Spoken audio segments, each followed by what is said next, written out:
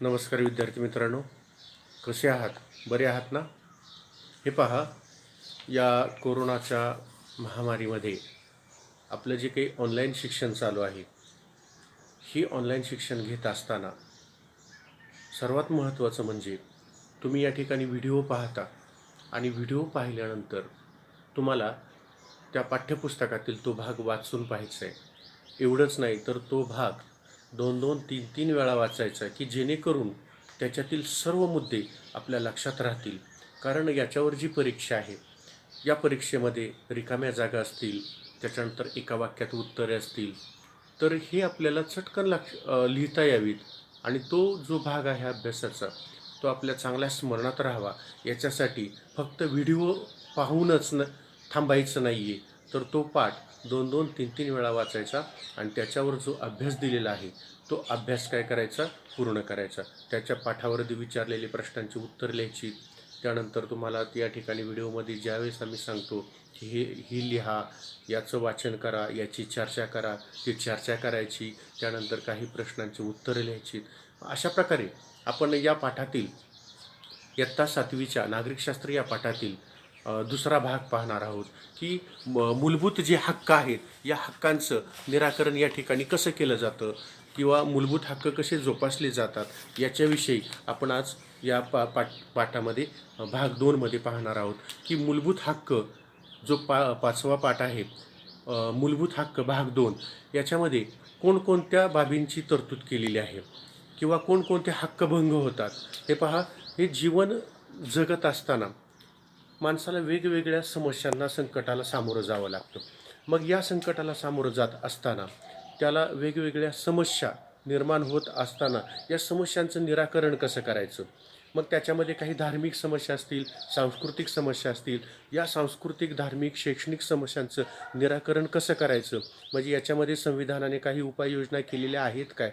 या उपाययोजनांचं निराकरण करत असताना, या उपाययोजना पाहत असताना आपल्याला संविधानाचाही या ठिकाणी आधार घ्यायचा आहे की जेणेकरून या संविधानामध्ये ज्या सांगितलेल्या बाबी आहेत, या बाबींचं आपल्याला उपयोग व्हावा. जीवन जगत असताना या ज्या काही कायदेशीर बाबी आहेत, संविधानामध्ये आपल्याला हक्क जे जतन केलेले आहेत, हे कोणकोणते हक्क आहेत हे आज आपण या तासिकेला पाहणार आहोत. म्हणजे आपले हक्क कोणते आहेत आणि त्या कोणत्या हक्कांचा भंग होतो हे सुद्धा आपण पाहणार आहोत की कोणकोणते हक्क आहेत असे की जेणेकरून या आपल्या हक्कांचा भंग होतो आणि मग हा जो हक्कभंग झालेला आहे याचं निराकरण कसं केलं जातं. तर पहा, या पाठामध्ये जो सांगितलेला भाग आहे की माणसाची हक्क आणि कर्तव्य, मग ह्या कर्तव्याचं आपल्याला काय केलं पाहिजे? जोपासना केली पाहिजे. मग हक्क कोणते आहेत हे तर अगोदर समजून घेतले पाहिजेत. हे समजून घेतलेलं आहे आपण मागील तासाला. परंतु या हक्कांच्या बाबतीत काही हक्कभंग म्हणजे त्या हक्काचा भंग केला जातो. काही समाजातील समाजकंटक असतात, ते या काय करतात? हक्काचा भंग करतात. मग काही हक्कभंगाचे प्रकार कोणकोणते आहेत की कारण नसताना एखाद्या व्यक्तीला अटक करणे. बघा, हे प्रकार आहेत. काही कारण नाही, माझा त्याच्यामध्ये काहीही संबंध नाही, त्या कोणताही एखादा गुन्हा घडला असेल किंवा एखादी काही घटना घडली असेल, त्याच्यामध्ये आपला काहीही संबंध नाही, असं काही कारण नसताना सुद्धा एखाद्या व्यक्तीला अटक करणे. त्यानंतर बघा, योग्य कारणाशिवाय एखाद्या व्यक्तीला शहर किंवा गाव सोडण्यास प्रतिबंध करणे. काही कारणाशिवाय एखाद्या व्यक्तीला जर शहर किंवा गाव सोडायचं असेल तर त्याला प्रतिबंध करतात की नाही, तुला सोडता येणार नाही. कारणाशिवाय, एखाद्या काही योग्य कारणाशिवाय गाव सोडत असेल, शहर सोडत असेल तर त्याला प्रतिबंध करणे. म्हणजे त्याच्यावर दबाव टाकला जात असेल वा काही काही जातींमध्ये असं काही घटना घडतात की त्याला जातीतून बाहेर बहिष्कृत केलं जातं किंवा गावातून बाहेर काढलं जातं. खेडेगावामध्ये की त्यांना या संविधानाचा कोणताही बाबींची कल्पना नसते किंवा कल्पना असूनसुद्धा स्वतःची अरेरावी करतात आणि काही विशिष्ट जाती धर्मामध्ये त्या व्यक्तीला काय केलं जातं तर त्या गावामधून बहिष्कृत केलं जातं किंवा वाळीत टाकलं जातं, गावामधून बाहेर काढलं जातं, शहर सोडायला भाग पाडतात, गाव सोडायला भाग पाडतात. तर हा जो काही हक्क आहे, तर या व्यक्तीच्या हक्काचं या ठिकाणी काय केलं जातं, खंडन केलं जातं, या ठिकाणी भंग केला जातो व्यक्तीच्या हक्काचा. मग अशा वेळी आपल्याला न्यायालयात दाद मागता येते. त्याचबरोबर तुरुंगातील कैद्यांना अन्न पाणी आणि औषधोपचार नाकारणे. तुरुंगामध्ये जो कैदी आहे, हा जरी कैदी आहे असला तरी माणसाचा जो मूलभूत गरजा आहेत माणसाच्या, अन्न वस्त्र निवारा, मग यापैकी जे अन्न आहे, माणूस जीवन जगण्यासाठी अन्नाची गरज असते. मग तुरुंगामध्ये जरी कैदी असला तर तो शेवटी माणूसच आहे. मग या कैद्याला अन्न पाणी, आणि तो जर आजारी पडला तर त्याला जो काही औषधोपचार आहे, त्याला जो काही औषध पाणी आहे, हे नाकारणं हे सुद्धा काय आहे, आपल्या संविधानाने दिलेल्या हक्काचं काय आहे, खंडन आहे, हक्काचा भंग आहे. मग हा जो हक्कभंग आहे, हे जे हक्कभंगाचे प्रकार आहेत, मग याचं निराकरण कसं केलं जातं, मग कशा प्रकारे याच्यावर आपल्याला नियंत्रण आणता येतं, किंवा आपल्या हक्कांची जपणूक कशी होते, हक्कांची जोपासना कशा प्रकारे केली जाते. तर काही संविधानाने न्यायालयाला आदेश देण्यासाठी काही तरतुदी केलेल्या आहेत. हक्कभंग दूर करायचं असेल तर न्यायालय आदेश देतं. मग ते आदेश कोणकोणत्या प्रकारचे आहेत बघा. नागरिकांच्या हक्काचे संरक्षण करण्यासाठी न्यायालयाला विविध आदेश देण्याचे अधिकार आहेत. कारण या सर्व शासन संस्थेमध्ये न्यायालय ही जी संस्था आहे, ही सर्वोपरी आहे. न्यायालयाला सर्वोपरी स्थान दिलेलं आहे. ज्यावेळी माणसांच्या हक्काचं खंडन केलं जातं, हक्काचा भंग होतो, त्यावेळेस ते न्यायालय न्यायाधीश आदेश देतात. त्या संस्थेला किंवा त्या हक्काचं भंग करणाऱ्या व्यक्तीला काय केलं जातं, आदेश दिला जातो. तर त्याच्यामध्ये कोणकोणते भाग आहेत बघा, न्यायालयाला कोणकोणते अधिकार दिलेले आहेत, कोणकोणते आदेश देण्याचे अधिकार आहेत. त्यातला पहिला म्हणजे देहोपस्थिती, म्हणजे बंदी प्रत्यक्षीकरण. त्यालाच आपण इंग्लिशमध्ये काय म्हणतो, हेबियस कॉर्पस. आता हेबियस कॉर्पस म्हणजे काय, देहोपस्थिती म्हणजेच बंदी प्रत्यक्षीकरण. आता हे बंदी प्रत्यक्षीकरण कशाला म्हणायचं, तर एखाद्या व्यक्तीला बेकायदेशीर अटक केली, म्हणजे काहीही कारण न देता, कोणतंही कारण न देता त्याला काय केली, अटक केली. बेकायदेशीर, कायद्यामध्ये कोणतीही तरतूद नसताना त्याला अटक केली किंवा स्थानबद्धता केली, किंवा तो ज्या ठिकाणी राहत असेल त्या ठिकाणी त्याला स्थानबद्ध करून ठेवण्यात आले. मग अशा पद्धतीनं ही बेकायदेशीर आहे. त्याने कोणत्याही प्रकारचा गुन्हा केला नसताना सुद्धा त्याला एखाद्या व्यक्तीला अटक केली जाते किंवा स्थानबद्ध केलं जातं, म्हणजे त्याच्यावर त्याच्या हक्काचं या ठिकाणी पायमल्ली केली जाते.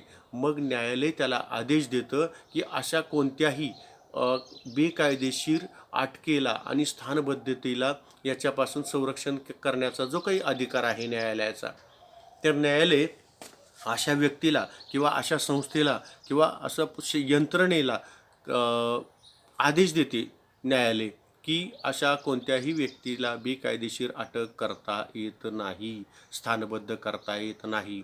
आणि यामुळे, या कायद्यामुळे, या हेबियस कॉर्पसमुळे, या बंदी प्रत्यक्षीकरणामुळे आपल्याला आपल्या हक्कांचं संरक्षण करता येतं. म्हणजे कोणतीही विचारपूस न करता त्याला अटक करता येत नाही, त्याला स्थानबद्ध करता येत नाही. यानंतर दुसरा जो आहे तो आदेश कोणता आहे, त्याला परमादेश म्हणतात, त्याला मॅन्डॅमस म्हणतात.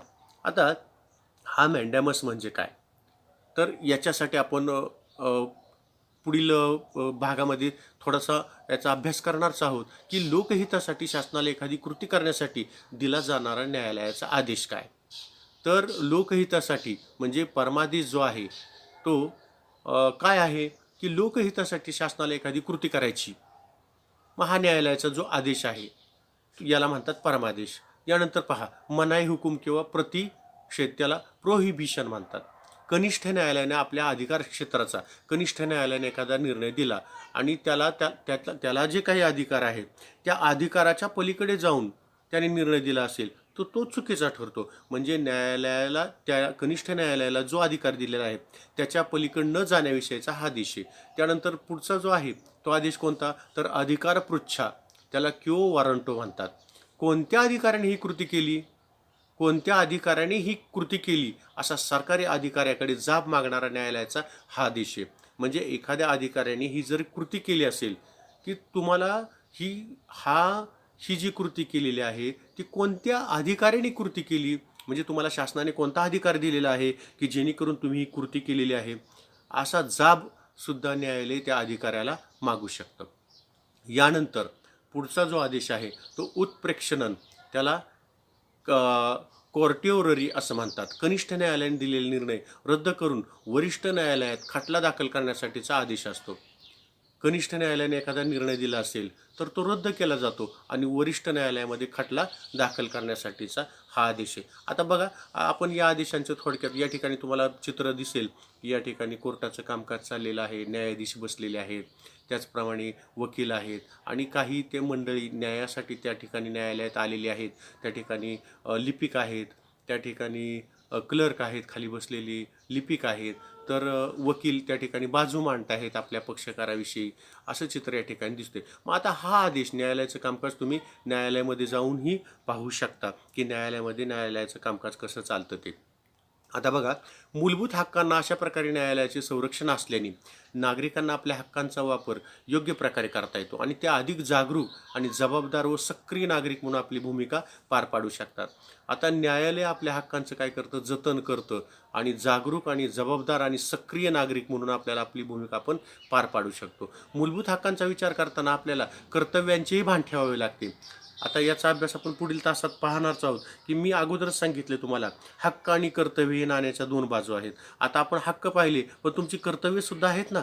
मग ही कर्तव्य आपण पुढील पाठात पाहणार आहोत. पण तत्पूर्वी आपण काय पाहणार आहोत, हे जे न्यायालयाचे आदेश आहेत तर हे आदेश कोणत्या प्रकारचे आहेत बघा. या आदेशाचं हे आता हेबियस कॉर्पस याला काय म्हणतात की कायदेशीर कारणास्तव ज्यायोगे एखाद्या प्रकारची कायदेशीर आज्ञा किंवा अटक केल्यास त्या व्यक्तीस मुक्त केली जाऊ शकत आहे. आता पोलीस किंवा अन्य अटक करण्याच्या काही व्यक्ती आहेत किंवा राज्यसंस्था असेल, त्यांना आदेश दिला जातो कोर्टामार्फत की अटकेत असलेल्या व्यक्तीला न्यायालयात हजर केले पाहिजे. एखाद्याला अटक केली तुम्ही की त्याला तुरुंगात डायरेक्ट ठेवता येत नाही, तर त्याला न्यायालयात हजर केले जाते आणि त्याच्यावरील आरोप न्यायालयात नोंदवावे लागतात. आणि हे आरोप न्यायालयात नोंदवत असताना त्या आरोपीला विचारलं जातं की तुला हा गुन्हा मान्य आहे का. तो जर म्हणला नाही आहे, माझ्यावर हे बळजबरीनं लादलेलं आहे, तर त्याचा म्हणजे हा हुकूम अटक व्यक्ती स्वतः किंवा त्याच्या एखाद्या साथीने, जसे त्याचा वकील, कोर्टाकडून मिळवू शकतो की याचा चौकशी करावी आणि त्याप्रमाणे मला स्थानबद्धता किंवा अटक करण्यात यावी, असं तो वकील किंवा तो व्यक्ती कोर्टाकडून हा आदेश मिळवू शकतो. पूर्वी पोलिसांवर कोणतेही बंधन नव्हते आणि जर त्यांनी सामान्य नागरिकाला अटक केली तर कोणालाही जबाबदार धरण्यात येत नव्हतं. पण या हॅबियस कॉर्पसने काय केलेलं आहे की त्यांची जी ही मनमानी आहे, या मनमानीला मनाई केली आणि सामान्य नागरिकांना संरक्षण दिलं गेलं. आणि सामान्य नागरिकांचं याच्यामधून संरक्षण झालं की कोणत्याही कारणास्तव त्याला म्हणजे जर अटक केली तर ती अटक का केली ते सिद्ध करावे लागणार, त्याच्यावरचा गुन्हा तो सिद्ध करावा लागणार. अशा प्रकारचे हे हेबियस कॉर्पस आहे. त्यानंतर मंडम, म्हणजे आपण याच्या अगोदर पाहिलं बघा, दुसऱ्या वेळेस कोणता पाहिला आपण, दुसरा जो मुद्दा आहे की परमादेश, त्याला मॅन्डॅमस म्हणतात. तर मॅन्डॅमस म्हणजे परमादेश म्हणजे काय, तर मॅन्डॅमस जो प्रकार आहे तर हा एक उपचार आहे की महानगरपालिका किंवा लोअर कोर्टाची नावे याच्यामध्ये आदेश असा केला जातो की अधिकारी असतील महानगरपालिकेचे, कोर्टाचे कर्तव्य असल्यामुळे योग्यरित्या संपादित केले जावे.